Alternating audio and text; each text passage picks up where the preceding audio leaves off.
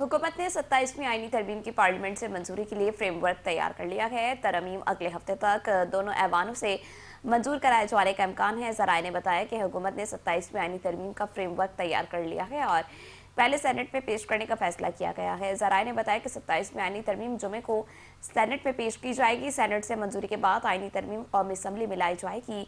जराए ने मजीद बताया कि वजारत कानून और वजारत पार्लिमानी उमूर ने सेनेट सेक्रेटरीट को आगाह कर दिया है और आईनी तरमीम आइंदा हफ्ते दोनों ऐवानों से मंजूर करवाए जाने का इम्कान है।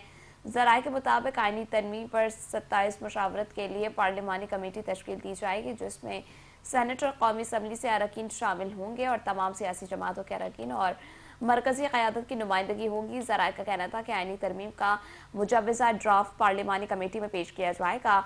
पार्लिमानी कमेटी से मंजूरी के बाद आईनी तरमीम को पार्लियामेंट से मंजूर करवाया जाएगा।